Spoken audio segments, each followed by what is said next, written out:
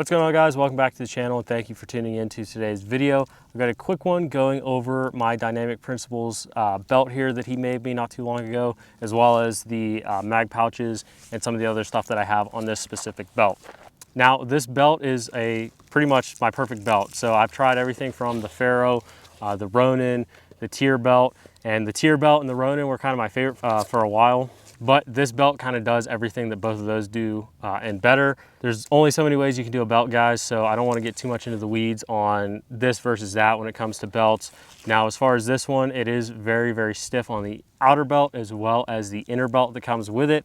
Starting up front, it has a big Cobra buckle. I'm a huge fan of the bigger Cobra buckles over some of the other belts that use the small ones, just because it's a lot easier to actually engage this and disengage this to take it on and off. The one thing that drew me to this belt over every other belt on the market, at least that I've seen, is the extension for the buckle to kind of size it up to yourself is ran on the inside. So as you can see here, it comes through the buckle and then Velcros on the inside of the belt, which I think is awesome because having seen the Bison belt, Shaw belts, some of the other belts on the market where the tail end wraps to the outside of the belt, yeah, you get a lot more adjustment out of the belt, so you can size it for a much wider range, but what ends up happening is when you bend down, when you move around, when you're taking the belt on and off, it slowly works itself out. So the belt ultimately unravels itself after a while and you have to resize it, which is not good in my opinion. I kind of want to set this belt and just be able to pick it up, put it on, and do minor adjustments depending on what kind of pants I'm wearing. So that's one of the features that really drew me to this belt. Now the caveat, and that probably is the only negative I really have on this belt, is you only have about 4 inches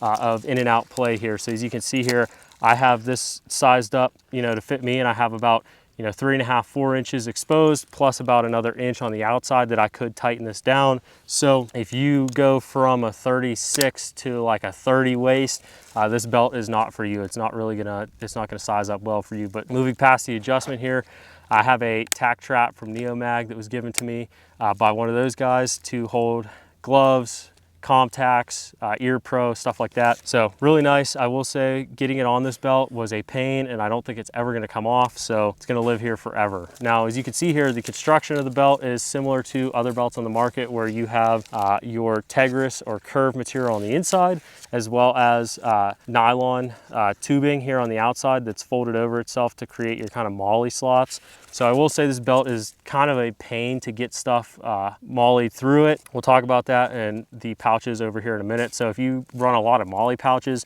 this belt's gonna be a little bit of a nightmare to set up. You're gonna have to definitely break it in by flexing the belt to open up the internal scuba webbing here to pass the molly straps through, but that's neither here nor there. So you can see here I have tan curve on the inside. I don't know if that's an option he's going to continue to have because I believe the tan curve is kind of hard to come by. Moving over to the handgun, this is my Staccato XC. You guys have seen this before in the Safariland 6390 RDS with some Ghostmen Designs upgrades like the ASC, the portal, and then he also wrapped the holster. I am using a nub mod on this guy. This is the 3D printed like glue-on one. Wasn't sure at first, but it is held up. Now, holding the holster on, I do have a Guardian Warrior Solutions bang hanger. As you guys know, I made the switch from the True North Concepts modular holster adapter to the bang hanger sometime last year, and I've had zero issues, zero complaints. I am a firm believer in this product. I think it is well worth the money, just in the ability it has to flex with your leg versus the MHA that was like a metal stint when you sit down. Those of you that run that know how uncomfortable that can be in certain positions. This alleviates a lot of that pressure you get when you sit down in a car. If you're sitting down on the ground, being a dynamic shooter, you get a lot more range of motion with this guy. I do have one stiffener plate in here for the Staccato because it is so heavy. As you can see here, I already get a little bit of flex out of it. On the backside, I am using the Core pad that he offers, as well as I think Core Performance sell these on their website themselves. I think it's well worth the little bit of an upgrade there. The comfort out of this is like insane. Nothing on the back of my belt. I like to keep my belts pretty slick because I am contending with a handgun that weighs a ton, as well as the magazines that weigh a ton. The Staccato guys know it gets heavy really quick. That's part of the reason why I wanted to get this belt, is because of how stiff it is to kind of help bear some of that weight. Now on my back right side, I do run the T-Rex Arms dump pouch. Dump pouch is total personal preference, I think. I know a lot of guys hate them and they can't stand them and they think they're dumb and whatever. For me, I like putting Gatorade, Sharpies, pasties, random stuff in here and just carrying around classes with me, carrying around at the range. I think it's a good utilitarian option to kind of add this to your belt. I actually hate the way that this Velcros over top of belts. I think it is the biggest pain in the butt, but compared to something like a Molly-on option, especially on how most belts are nowadays, I think this is acceptable. It's just, it adds a lot of thickness to your belt, so take that into account if you do plan on picking one of these up. Now, the big hitter on this belt are the Dynamic Principles cantable mag pouches. These pouches, super nice. They're like your standard run-of-the-mill pouch that's out there on the market with a Kydex insert and then some sort of nylon / laminate sleeve on the outside. Now, what makes these different is the back plate on them is Tegris. And the back plate was designed in conjunction with Guardian Warrior Solutions, so that way you can use the Guardian Warrior Solutions adapt back plates to mount these to belts, plate carriers, cummerbunds, like whatever you can think of, you can mount stuff to it, which is awesome. I think initial setup on these is a little bit kind of weird, and you got to get used to it and think about it, set it up, take it apart, set it up, take it apart a couple times. But once you get it, it works super well. So I have two 2011 plus a 5.56. This has been cash money so far. I think it's going to stay like this for a while.